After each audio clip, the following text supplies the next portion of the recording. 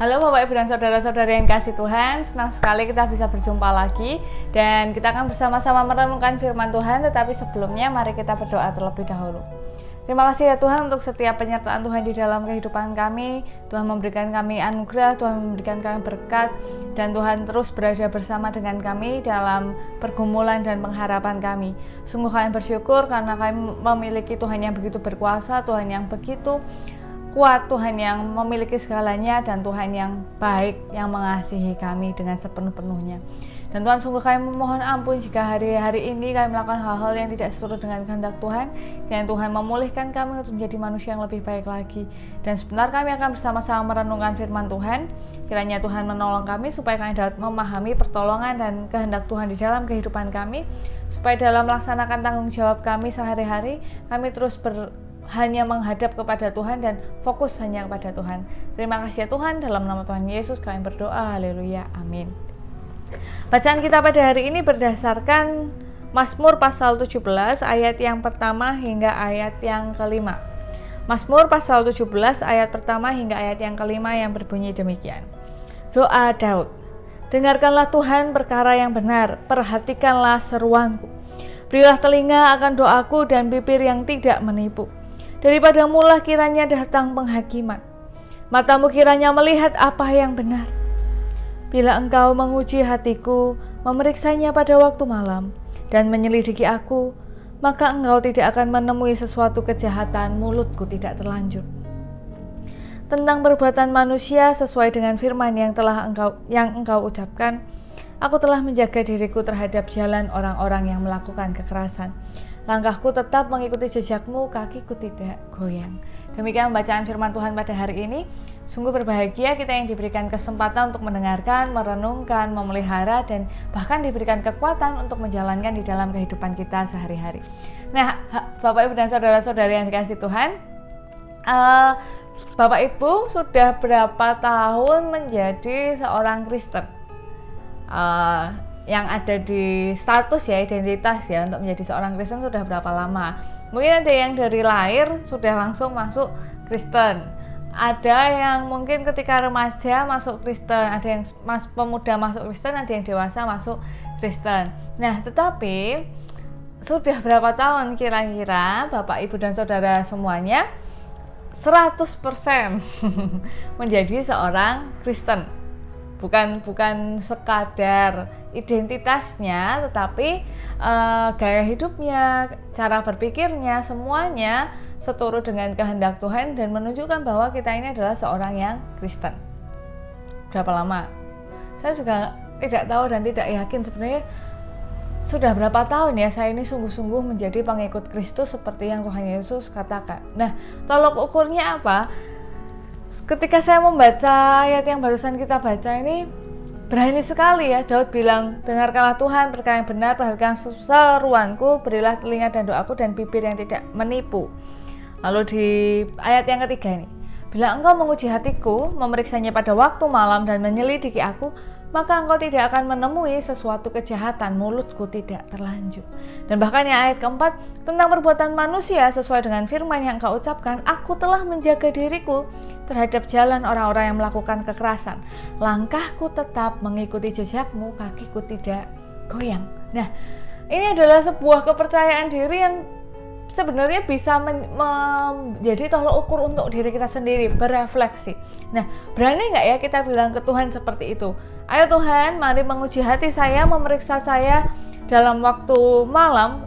Maksudnya malam itu adalah ketika tidak ada seorang pun yang melihat, ketika saya dalam ruang pribadi saya, dalam kesendirian saya, dan mari Tuhan menyelidiki saya, maka saya yakin bahwa Tuhan tidak akan menemukan kejahatan. Dan saya sudah melakukan apa yang menjadi firman Tuhan di dalam kehidupan saya.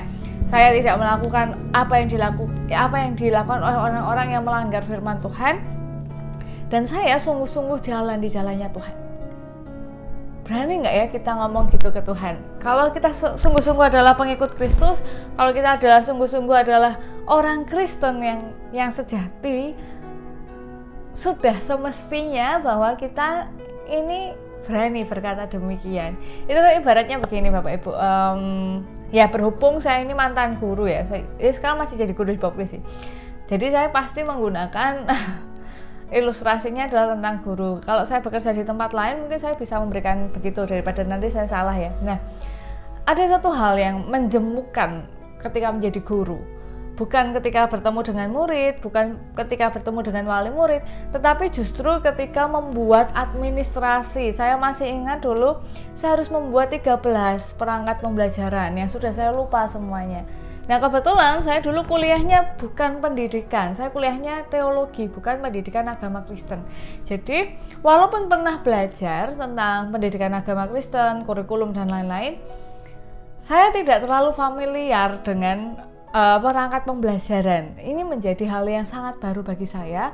Terlebih seperti yang kita tahu ya, bangsa kita ini kan dinamis. Setiap pergantian menteri dan lain-lain bisa terjadi pergantian kurikulum, cara administrasi dan lain-lain.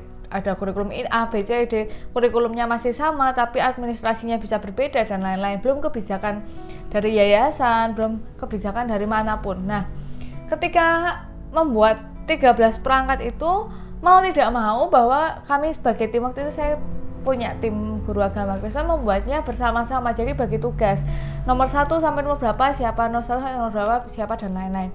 Dan kami juga bisa minta tolong kepada guru-guru agama Kristen di sekolah yang lain, di yayasan yang sama. Dan tentu kami menggunakan internet sebagai sarana untuk belajar. Lalu kami, karena waktunya sangat mepet dan jumlahnya sangat banyak, jadi waktunya mungkin juga tidak sangat mepet ya, tapi memang karena kemampuan yang kurang begitu bagi saya, ini saya ya. Jadi ketika nanti ada deadline, nanti dikumpulkan tanggal berapa per MGMP, jadi per mata pelajaran begitu, dikumpulkan, kami selalu mengumpulkannya tepat waktu. Tapi yang menegangkan adalah kalau sampai dulu saya pernah melewati masa akreditasi ya. Kalau ada tim akreditasi dan lain-lain, saya belum tentu bisa menjelaskan. Saya belum tentu yakin bahwa ketika dibuka itu pekerjaan saya adalah pekerjaan yang sudah benar, pekerjaan yang sudah baik. Bahkan ada banyak persoalan administrasi ternyata, bukan cuma perangkat pembelajaran, tapi tugas siswa, ulangan siswa, daftar nilai siswa, dan itu harus disimpan walaupun sudah bertahun-tahun lamanya. Ya siapa yang masih punya sebanyak itu, tetapi itu harus ada. Dan ketika dicek, kalau saya adalah guru yang baik, maka saya akan punya semuanya. Bapak butuh apa? Ibu butuh apa? Butuh nilai ini. Bapak ibu butuh apa? Tugas ini. Tapi saya nggak punya Bapak Ibu. Saya bukan seorang guru yang baik. Saya bukan seorang guru yang memiliki administrasi yang lengkap, yang taat terhadap hal-hal administratif. Dalam yang nggak administratif, yang nggak seribet itu aja saya bukan guru yang baik, apalagi kok perkara administratif. Nah, ini juga yang terjadi di dalam kehidupan saya. Saya nggak tahu dengan Bapak Ibu, tetapi saya sudah 26 lebih, 20 umur saya ini berapa ya sekarang Bapak Ibu? Oh, tahun ini saya 27, berarti hampir 27 tahun saya menjadi seorang Kristen. Walaupun saya CD di tahun 2008 atau 2009, saya lupa. Nah, di tahun-tahun itu 2008 2009 saya lupa ada di surat CD-nya, tapi tidak perlu saya tunjukkan. Nah, di tahun-tahun itu saya sudah 2009.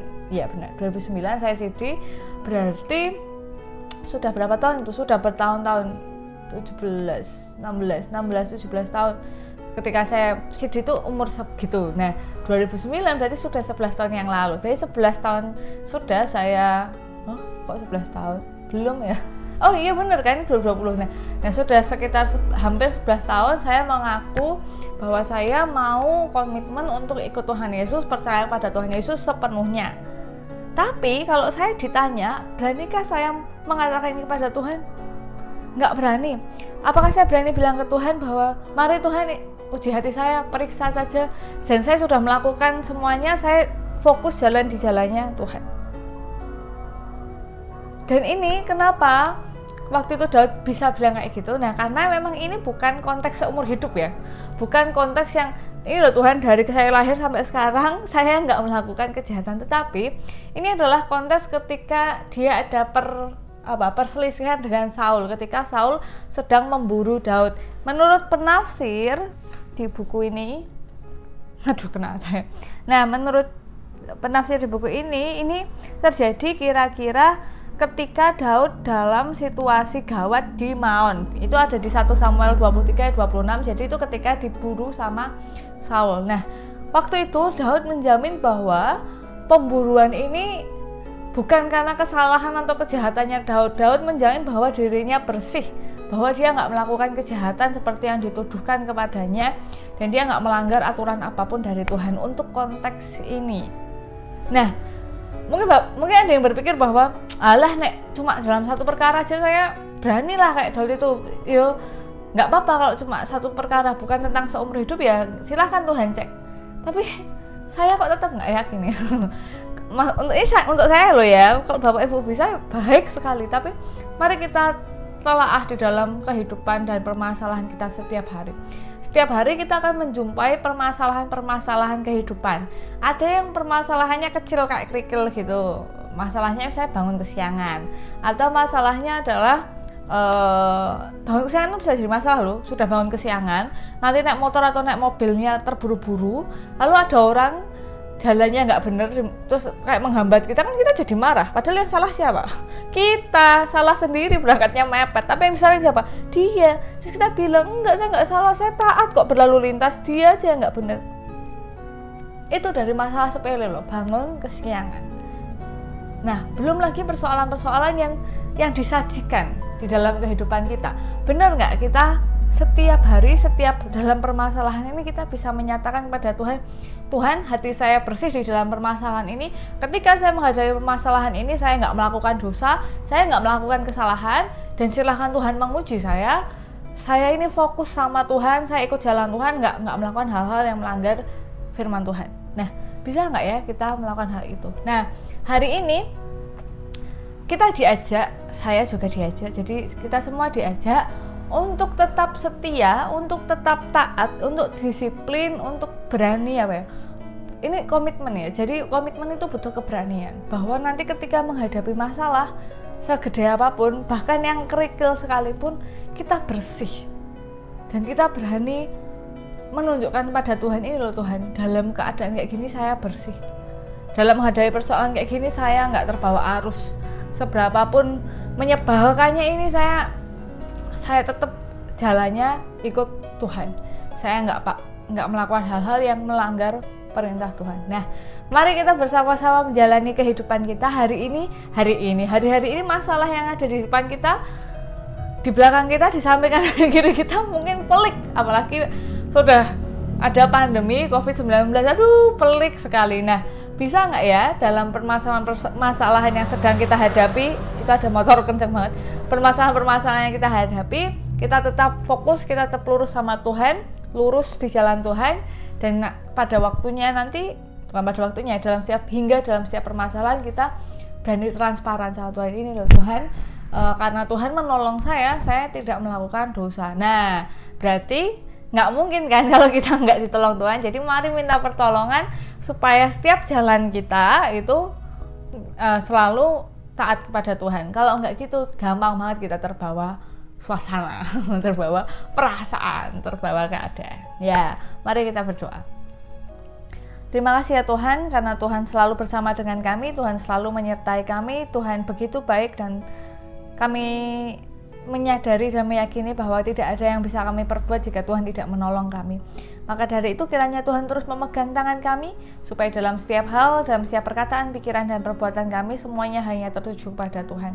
Ampuni kami untuk setiap dosa dan kesalahan kami, kiranya Tuhan berkenan memulihkan sehingga kami dapat semakin segambar dan serupa dengan Tuhan. Terima kasih ya Tuhan, di dalam nama Tuhan Yesus kami berdoa, haleluya, amin.